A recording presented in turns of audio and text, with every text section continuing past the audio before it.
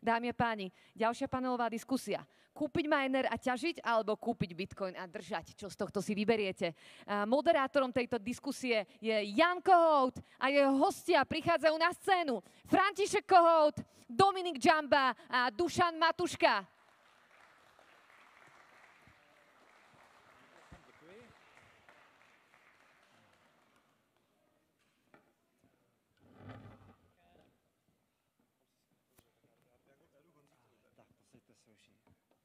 Brácha musí ke mně, to je jasný.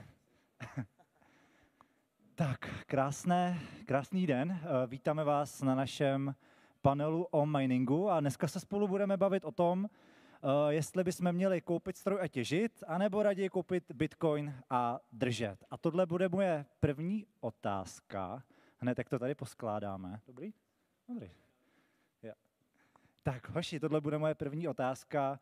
Jak jsme na tom aktuálně s miningem? Těžit nebo koupit? Co je podle vás lepší? Začneme třeba s tebou, Františku. Já bych se jako vyjádřil... Teď je to zaplý? Jo. Když budu mluvit v číslech, tak my jsme teď, přišla celkem zajímavá otázka od našeho zákazníka, jednoho potenciálního zákazníka. Kolik mě bude stát infrastruktura, když budu chtít dopůlení, to znamená, nevím, zhruba za 3 roky, 1 Bitcoin. Tak jsme to spočítali zhruba na nějakých $85 000, což značí, když započítám difficulty, my jsme tam nedávali 40, dali jsme tam 15%, takže je to docela málo. Takže jednoduchá otázka, infrastruktura pro 1 Bitcoin v roce 2028 je zhruba $85 000. Takže při dnešní ceně Bitcoinu, pouze v číslech a jednoduchým grafem, těžit. OK, za mňa v podstate sú to presne rovnaké prepočty, akurát na tej dennej báze. Hej, čiže keď sa pozrieme na to, že keď stroj stojí napríklad že 7 000 €, my počítame nejakú životnosť, že 5 rokov, to znamená, že na jeden deň ten stroj stojí ako keby nejaké že 4 €. To je denný náklad. Elektrina stojí príklad, samozrejme záleží, kde ste, ale dajme tomu, že nejakých 8 €, a to počítam európsku cenu elektriny. To znamená, že denný náklad na tú ťažbu, aby vám stroj ťažil 24 hodín denne, je nejakých 12 €. No ak stroj vyťaží 15 €, 20 €, 25 €, tak to znamená, že jednoducho získate ten Bitcoin lacnejšie, než keby ste ho nakúpili na burze. Čiže dali ste 12 € za deň, vyťažili ste kryptomeny v hodnote 15, 20, 30 €. Samozrejme prúser je, keď to dochádza potom už na tú hranu, že jednoducho vyťažíte len tých 12 €, tak to je presne tá nula. Čiže v tom momente môžete si za tých 12 € za deň nakúpiť aj kryptomeny na burze a ste na tom istom. Ale kým to vychádza do plusu, tak jednoducho stále sa oplatí viac ťažiť, ako nakupovať krypto na burze. No a my túto otázku sme dostávali a dostávame veľmi často. A ja som tak vždy s tým boril, že kurník šopa, však niekedy to vychádza tak, niekedy tak. Ale prišli sme s takým šalamúnskym riešením, že klientom hovoríme, že prečo nie obe naraz? A s čím sme prišli, že začali sme robiť to, že ponúkame našim klientom bitcoinové pôžičky, alebo pôžičky založené bitcoinom. To isté, čo robí Firefish. Tak teda, že príde klient, povedzme, s $50 000, že chce mi sťažiť. A ja mu hovorím, že dobre, tak nepoď ťažiť, kúp si za to bitcoin, kolateralizuj si ho a za 70%, 50 až 70% si kúpu náš stroje, dáme ti lacnú pôžičku medzi 5 až 7% ročne a keby aj prišlo k nejakej likvidácii, že teraz cena bitcoinu padne, tak tým, že my máme aj tie stroje, tak my nezlikvidujeme jeho bitcoin instantne, ale vieme, povedzme, že odpredáme jednu mašinu, že vlastne zrazu je to celý taký ekosystém. Čiže podľa mňa veľmi dobré riešenie na túto otázku je práve využívať nástroje, ako sú pôžičky kolateralizované bitcoinom, to, čo robí Firefish, a zamysleť sa, že ako takýto nástroj vieme využiť na to, aby sme nemuseli ten bitcoin nutne predávať, ale zároveň aj vďaka ťažbe získavali toho bitcoinu viac. Takže my sme to takto nejakým spôsobom obe spojili dokopy. Dobře, a pokud já se teda rozhodnu, že půjdu do té těžby, tak mám 2 hlavní možnosti, řekněme, a ta první možnost je, že půjdu tu domácí těžbu, všechno si zařídím sám, anebo využiju hosting. Jaký je tady podle vás největší jako rozdíl mezi tady tím hostingem a tou domácí těžbou a pro koho je která cesta jako vhodná? Kdo by měl využít spíš tu domácí těžbu, třeba někdo zkušenější, a pro koho je vhodnější třeba ten hosting? Jsem si to vypnul. Domácí těžbu Je to taková úplně jako jiná kategorie, jo. Je to úplně jiná disciplína. Pokud nastanou ideální podmínky, svítí sluníčko, máte výkonnou fotovoltaiku, máte dost baterek, obojí jste pořídili velice levně, zároveň máte stroje například v oleji, olej máte hnanej přes výměník, do výměníku máte napojenou vodu, už jak slyšíte, je to trošičku složitější, ve svém způsobu je to krabice, black box, do kterého napojíte vodu, můžete si vyhřívat například akumulační nádrž. Je to 1:1, to znamená tepelný účinek u mineru je jako elektrokotel, když je v oleji, ta teplota se nestrácí kolem, takže to je jedna kategorie, ale spíš bych to právě dal do toho nějakého energetického sektoru spíš, dejme tomu, já nevím, vytápění, řízení elektrické spotřeby, vyvažování nějakých píků, lepší, než když si koupíte obří, já nevím, mařič energie, což je obrovský fén, který fouká jenom teplo, když zrovna distributor dává zápornou nebo nulovou sazbu, tak to radši naženete do odporníku. V tuhle chvíli dává smysl v Evropské unii, obecně v Evropě těžit doma. Jinak je těžba v housingu pro mě, i ta služba, jaký nabízíme my, čistá investice. Ten stroj pravděpodobně nikdy neuvidíte. Už si pár zákazníků ten stroj koupilo, nechali se ho zapojit, zahostovat. Už si spoustu lidí, ne teda míň jak polovina, si ten stroj nechali poslat domů. Po roce a půl těžby zjistili, že je to fajn, mají fotovoltaiku, baterky, ideální konstelace hvězd. Nechali si poslat miner domů, takže ano, i takováhle cesta je, ale hosting, víceméně mining v hostingu je čistá investice. Tak na tom člověk musí brát. A takže ta domácí těžba, to je takový, jako dá se říct, furt hobby. Je to furt takový jakoby koníček. Je to takový domácí těženíčko. Je to domácí. Podívejte se na stůl, máme tam vystavený právě jako malý mini minery, je to prostě jako edukace, je to prostě jako pro naučení se, jak to všechno funguje. Rozhodně nezbohatnete. Ak máš solo miner a vyťažíš blok, tak áno. Yes. Za mňa určite sa pozerať hlavne na cenu elektriny, pretože to je numero uno faktor, čiže naozaj, kde je nižšia cena elektriny, tak tam ísť. Hej? Čiže aspoň my to takto berieme s klientmi, čiže keď má klient bežnú domácu sadzbu elektriny, čo je na Slovensku v Čechách okolo 18-19 centov za kilowatt približne, tak samozrejme to je zbytočne vysoká cena, pretože v datacentre aj v Európe vie mať napríklad 10 centov. Hej, to znamená, zaplatí nie 500 eur mesačne za elektrinu, ale 250. Takže v tom prípade ísť určite do datacentra a samozrejme ešte viac vie ušetriť v datacentrách mimo Európy. Ale samozrejme máme aj kvanta klientov, ktorí nám volajú predovšetkým s fotovoltaikami, ako spomínal Franta, a tým pádom tam majú nižšie ceny elektriny a vedia sa dostať na nižšie ceny, než by mal napríklad v datacentre v Európe. Hej. Samozrejme, typické u nás je, že volajú klienti, ktorí majú malé domáce fotovoltaiky, čiže 10 kW pík, elektráreň, z toho niečo spotrebujú, niečo im ostane, takže naozaj môžu si dovoliť nejaký stroj, ktorý má 700, 800, 900 W, čiže sú to naozaj takéto menšie stroje. Ale potom sú určite aj klienti, ktorí majú nejaké väčšie firemné fotovoltaiky, kde majú 30, 40, 50, 100 kW, tak tam naozaj už vedia ísť aj do nejakých väčších strojov, pričom majú lepšiu cenu elektriny stále než v tom datacentre. A tu možno nadviažem aj na to, že kopec ľudí sa pýta, že či to nehučí, alebo že či tam nie sú nejaké iné problémy s tou domácou ťažbou. Ako za mňa veľmi nie, lebo niekedy boli, že grafické karty, hej, to určite viete, hej, že tak to bolo zložité, proste to išlo, nešlo to, vypadávalo to, trebalo to hrať sa s tým, nastavovať to, ale jednoducho ASIC minery, ktoré sa vyrábajú dnes, to je naozaj, že plug and play, to zapneš a to ide. Hej, samozrejme, môže tam byť nejaký výpadok, ale je to naozaj, že zriedka. A potom ešte možno nadviažem na hlučnosť, tak to je takisto aj pri veľkých strojoch vyriešené, pretože sú radiálne ventilátory, ktoré vedia znížiť hlučnosť stroja naozaj až o 80%. Takže hluk nerobí problém, ak majú doma fotovoltaiku a vedia naozaj, že pár minút hej, nastavenia toho stroja, tak tá domáca ťažba je určite super. Chalani to povedali veľmi dobre. Ja by som tiež domácu ťažbu považoval skôr za edukačnú vec. A či už sú to nerd minery, tie bitexy, jednoducho naučiť sa, čo ten mining vlastne je, čo je difficulty, čo sú sharey a teraz pohrať sa vôbec s technológiou za tým bitcoinom. Ale ak to naozaj niekto chce brať ako investíciu a pozerať sa na to biznisovejšie, tak podľa mňa hosting je jednoducho jediná možná cesta. Aby si mal ľudí, ktorí fakt to monitorujú 24/7, ktorí sa tomu venujú, vedia to optimalizovať, riešia ten servis. Takže a potom sa už treba pozerať presne, že kde. My sa prevažne pozeráme mimo Európy, lebo v Európe sme nenašli cenovo dostupné niečo, čo by dávalo zmysel. Fínsko je výnimka, lebo tam vieš predávať vodu, ktorou chladíš minery, vieš predávať do domácnosti, takže reálne vykuruješ nehnuteľnosti. A vieš sa dostať na jednotkovú cenu za kWh niekde až blízko 1 až 2 centov, čo je akože geniálne nízka cena. Ale je tam obrovská investícia do CAPEXu, do naozaj infraštruktúry.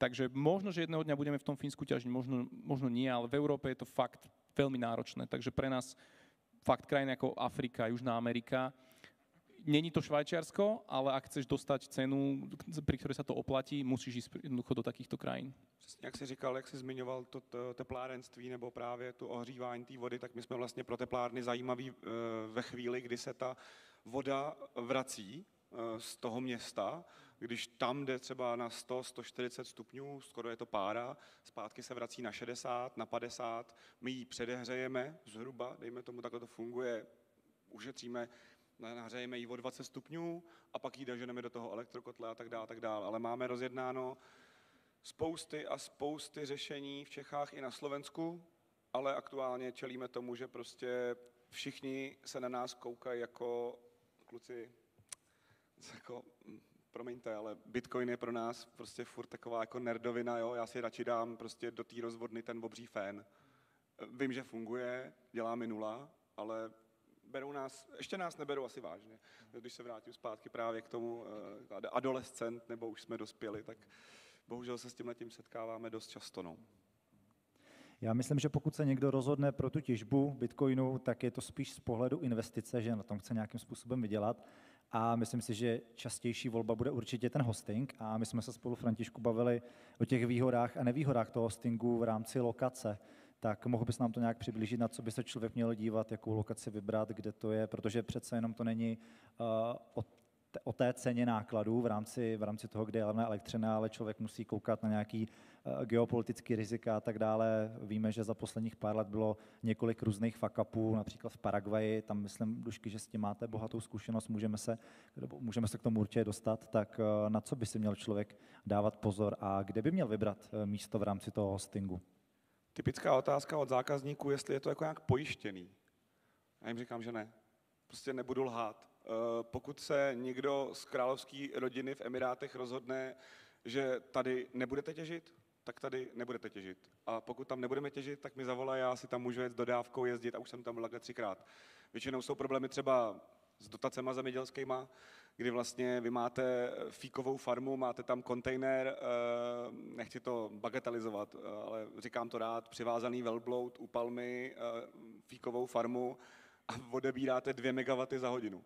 Tak je něco špatně, jako to pole, prostě to zalejvání toho pole nesežere tolik, takže byli jsme u řady problémů, třeba například právě, že pobírali agriculture subsidies, prostě pobírali zemědělské dotace, energie byla hrozně levná, bylo to skvělý, sluncem zalitý, říkali jsme si, že budeme milionáři, pak přišel úřad. Takže jsem tam prostě jezdil osobně já s dodávkou, která bez klimatizace v Emirátech a převáželi jsme stroje prostě do kousek od Ománu a bylo to náročný, prostě hraje tam roli prostě geopolitika obrovským způsobem. Teď například, já nevím, Etiopie oficiálně, myslím, že v úterý, nebo kdy to bylo, tak už oficiálně vlastně otevřeli tu přehradu a zase se říká, prostě Egypt, Súdán, obrovský problémy s tím, že zastavili Modrý Nil, že vysychá Súdán i Egypt, vyhrožujou a tak dále. Takže je to obrovský geopolitický riziko a člověk se s těžbou Bitcoinu dostává na neuvěřitelně skvělý místa,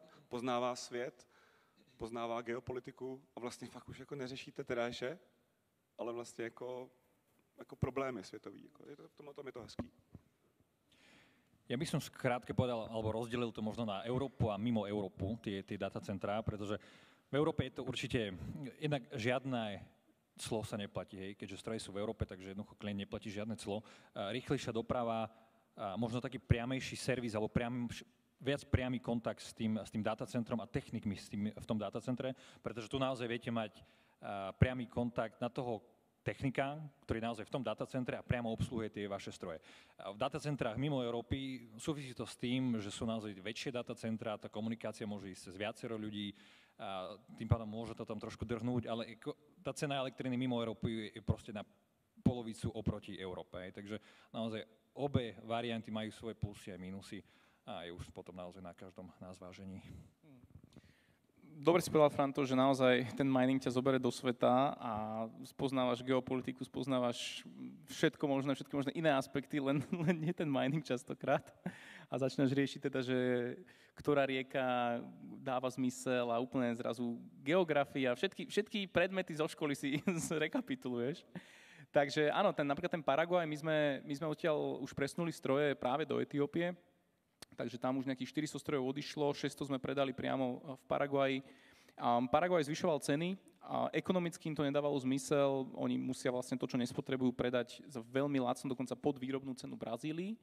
Ale pán prezident je trošku Bitcoin unfriendly tam, takže veľa ťažerov odišlo do Brazílie, Argentíny.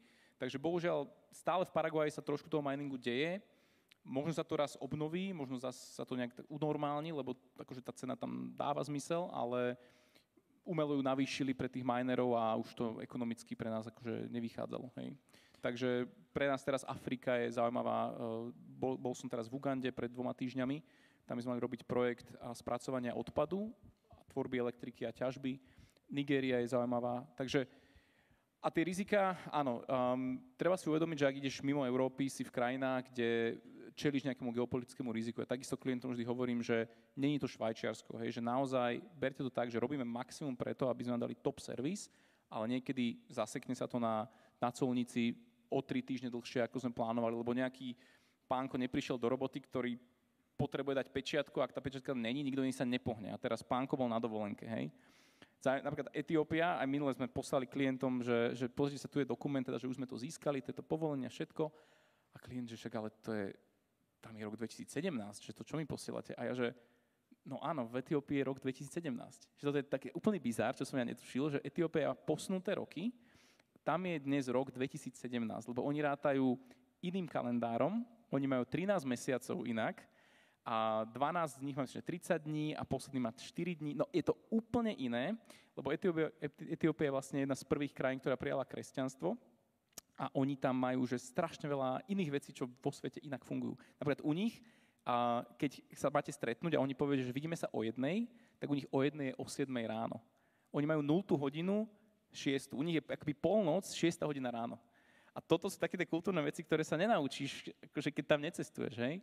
Takže je to akože veľmi zaujímavé, že čo tam vieš pospoznávať, ale naozaj ten mining tam rastie dosť vo veľkom. Ona ta geopolitika a ty regulace nejsou jediným problémem v rámci toho hostingu. To jsme se bavili zase spolu, Dušky. Chtěli jsme tady poukázat na nějaký agresivní marketing v rámci firm, který tenhle hosting jako nabízejí, protože to je poměrně velký problém. Tak jak ty to vidíš, jaká je aktuální situace tady v rámci Česka a Slovenska a směřujeme to trošičku třeba k těm altcoinovým strojům, který slibují jako spousty procent, ve finále samozřejmě to dopadá jinak, protože je tam mnoho faktorů, ať už je to cena toho shitcoinu, ať je to hash rate, ať je to potom ta energie někde, tak jak se teďka díváš tady na tu situaci z pohledu toho marketingu? Tak nám sa deje to, že keď povedzme teraz, že Kaspa, Kadena v minulosti to bola, tak zrazu nám ľudia píšu, že aj viete aj tie Kaspové stroje teraz hostovať. A my však, akože, ak nám ho pošlete, tak akože áno, ale že nerobte to, lebo ty ideš na tie kalkulačky online a vidíš, že návratnosť, že 3 mesiace, 6 mesiacov. A on to pôsobí strašne sexy.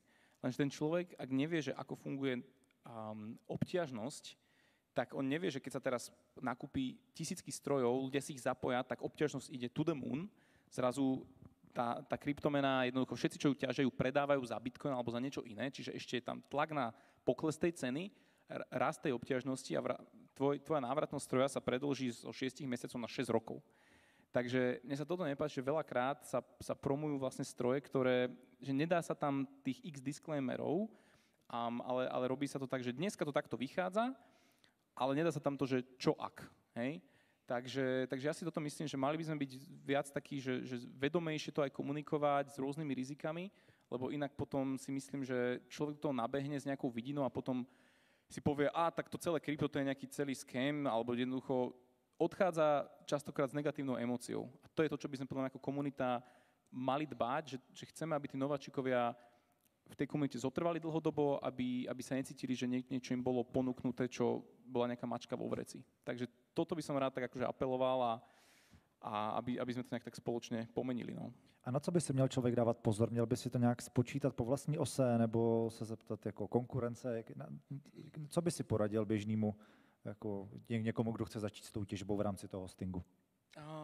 V prvom rade porovnať si možno viacero online kalkulačiek, to je jedna vec. A po druhé, možno viac sa aj poedukovať o tom, že ak je to nejaký ten proof of work coin, čo teda pri miningu každý je, že musím tú mašinu zapojiť, dávame energiu, ona nejaké kalkulácie robí, tak možno aj pozrieť sa do histórie na tie coiny, ktoré podobne tie stroje stáli 50 000 eur a až jedného dňa ten stroj sa ti v živote nevráti, hej. Takže pozrieť sa, ako dopadla Cadena a rôzne iné coiny a možno sa pobaviť v komunite, opýtať sa, že dáva zmysel takáto mašina, že niekde do tých komunít, do tých fór napísať na Facebooku do 21 a baviť sa tak akože v širšej komunite s ľuďmi, ktorí možno už tú skúsenosť majú. Za mňa Dušky to povedal veľmi pekne a je to na nás všetkých, potrebujeme viac edukovať tých ľudí. Akože numero uno faktor je difficulty a halving, pretože naozaj kopec ľudí o tomto nevie, netuší.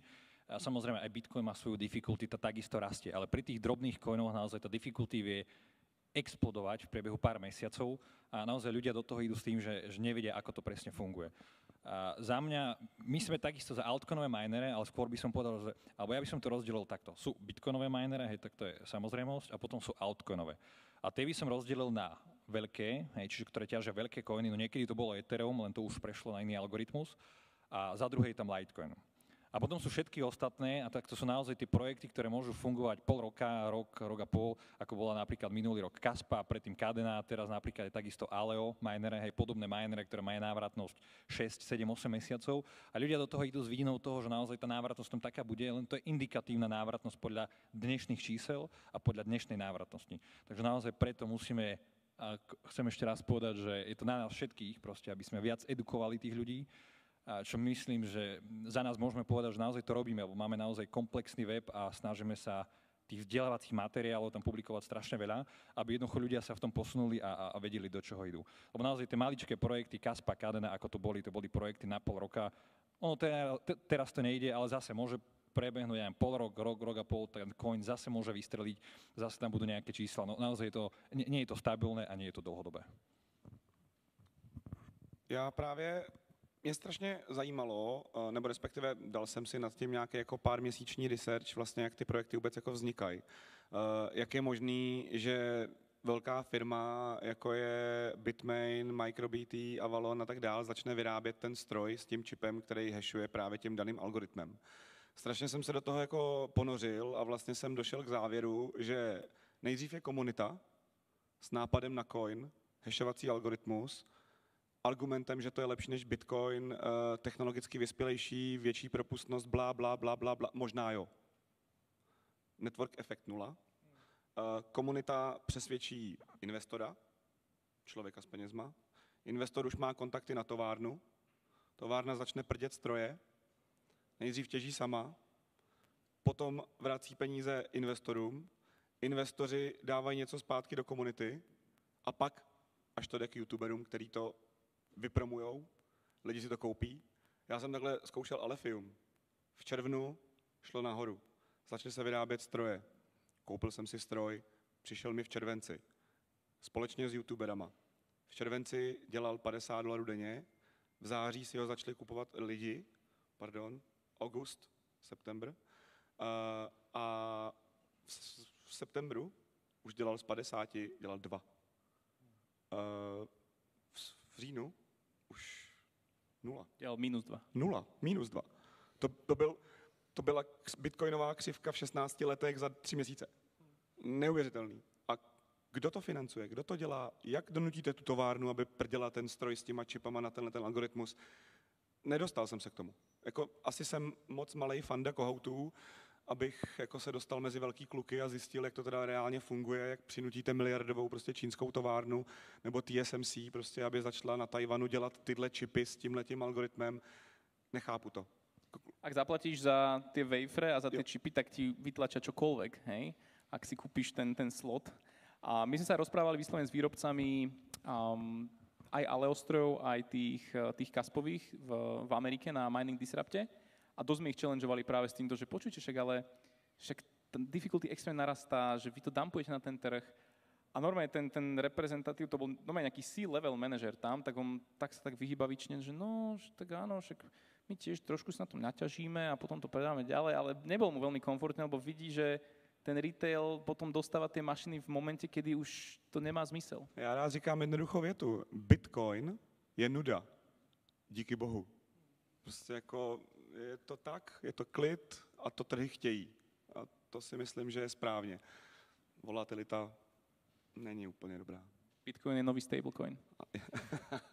A s tímhle souvisí další téma, ještě než přijdeme na otázky od diváků, a to je flipování strojů, protože hodně lidí spekuluje nejenom na výtěžnost toho stroje, ale také na pořizovací cenu toho těžebního stroje s tím, že když samozřejmě ta kryptoměna, nějaký ten altcoin, který to těží, tak roste do nebe, tak samozřejmě se zvyšuje nebo snižuje se ta návratnost a to samozřejmě zvyšuje cenu toho stroje.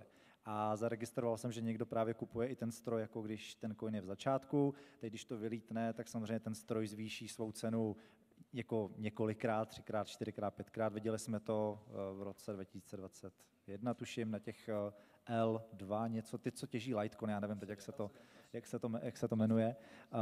Tak jak se díváte tady na ten aspekt té investice?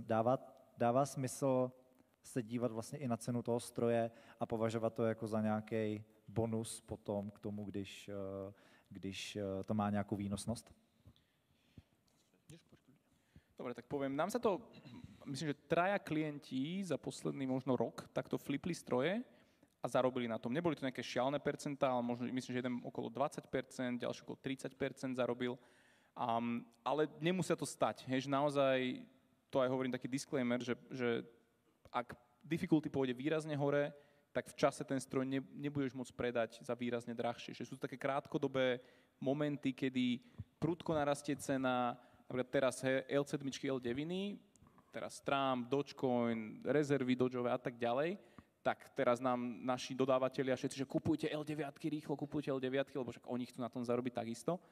Ale je to nejaká forma špekulácie na stroj ako taký samotný, lebo coin na ten sa špekuluje, že pôjde hore, hej.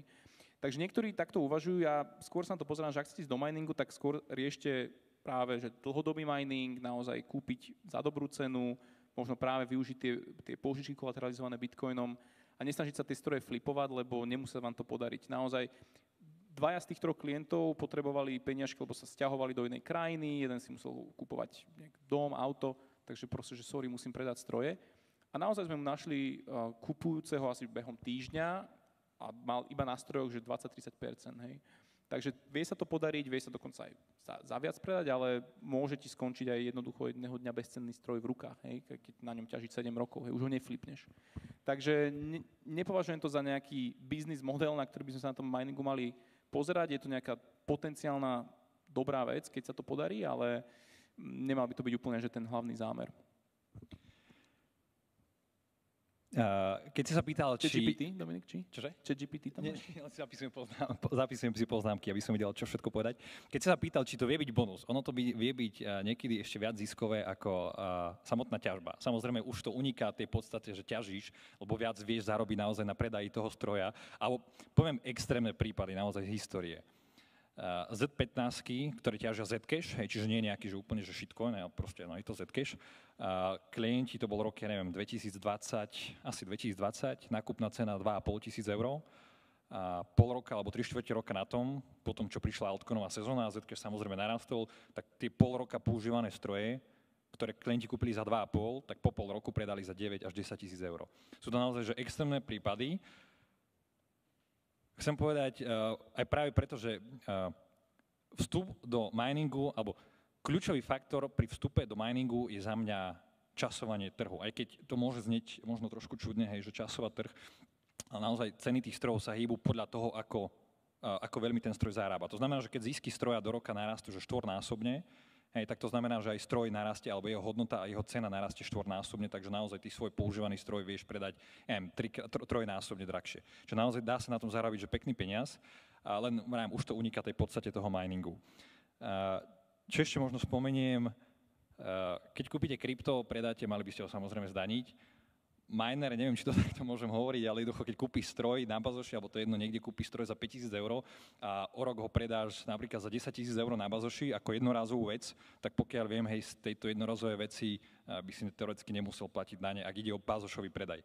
Čiže teoreticky zarobil si na náraste ceny toho coinu, ale zároveň to nejako nemusíš daniť, ak mám teda správne informácie. Nahráva sa to tak, že potom pozor, príde ti kontrola jedného dňa? My sme všetko Máme tu Lukáša Steinigera, takže ten vám poradí, že čo s tým. My všetko s faktorou, bez faktúry nejde nič.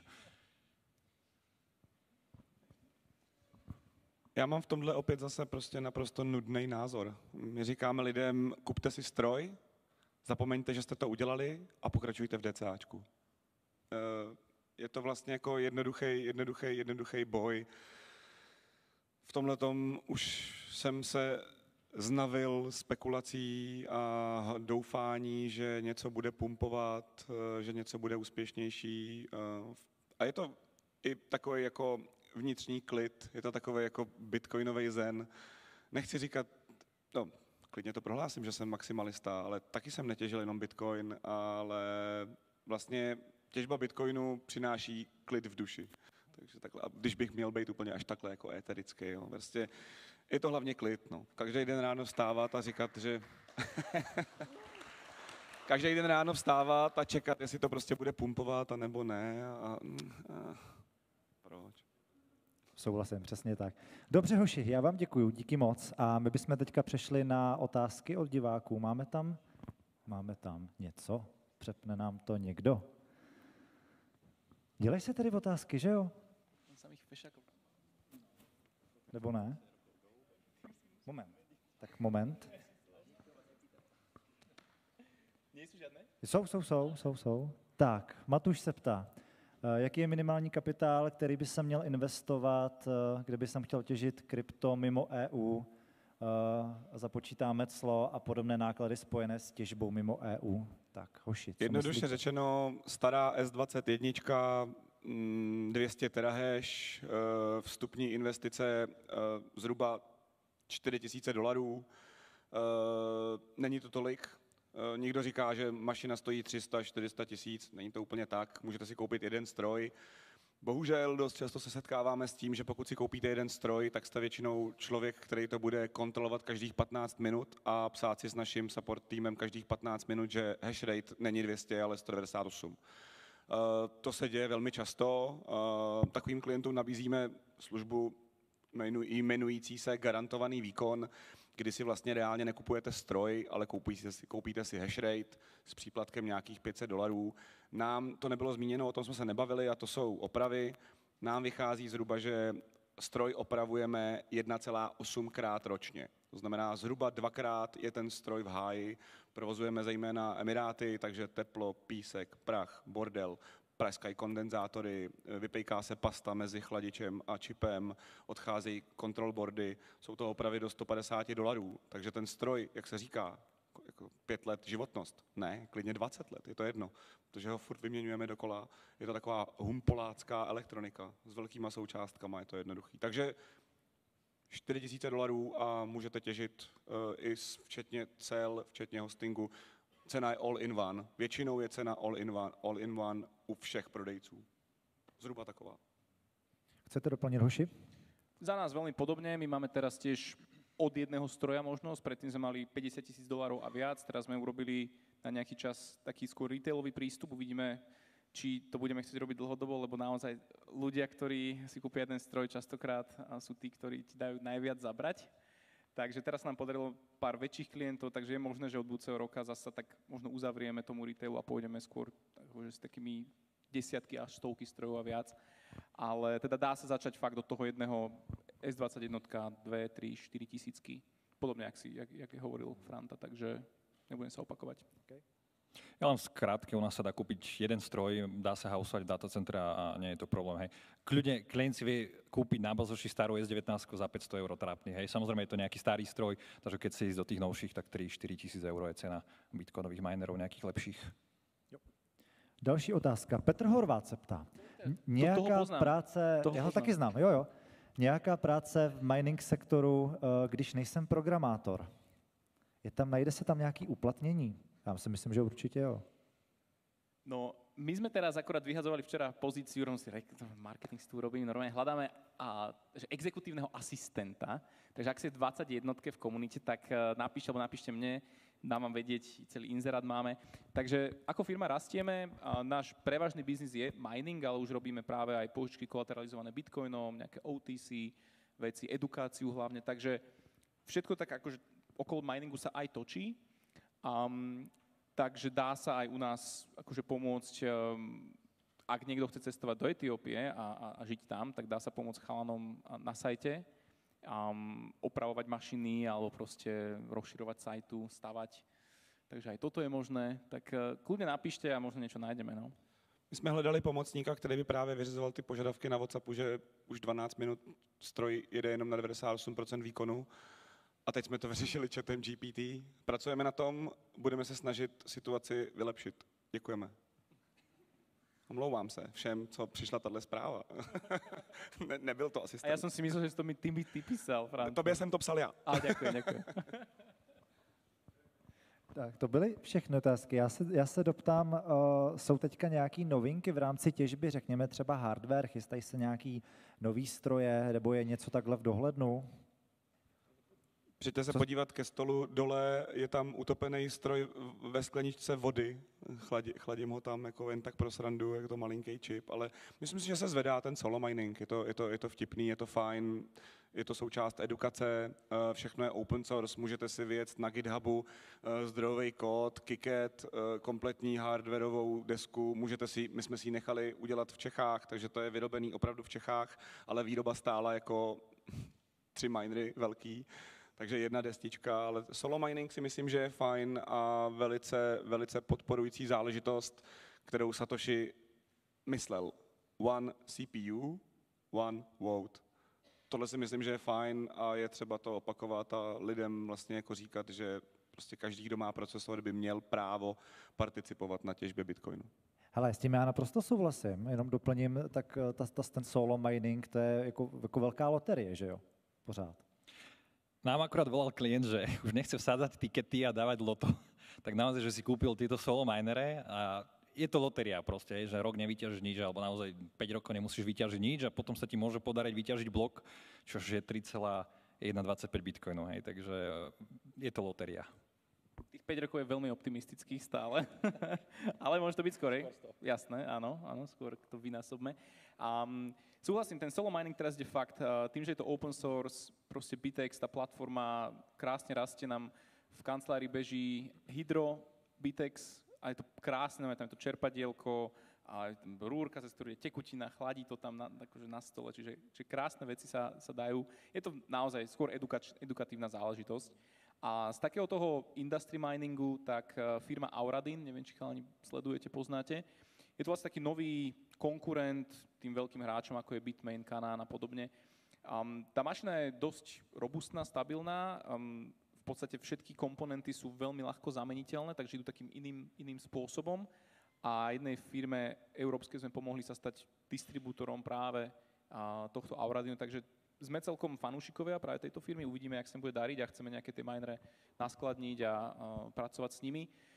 Na tom globálnom poli už pomaličky efektivita sa blíži pod 10 joulov na terahash, teda áno, tak tam už je to fakt, že crazy, čo kedy sme mali 30 joule na terahash, tak dneska už sme fakt, že nízko. Takže nové čipy, uvidíme, s čím Brains príde s niečím prelomovým, takže chalani makajú, tak fakt držíme palce, zatiaľ tu máme teda ich mini-minerík, ale určite varia aj niečo také poriadne veľké, takže fakt som zvedavý, s čím prídu.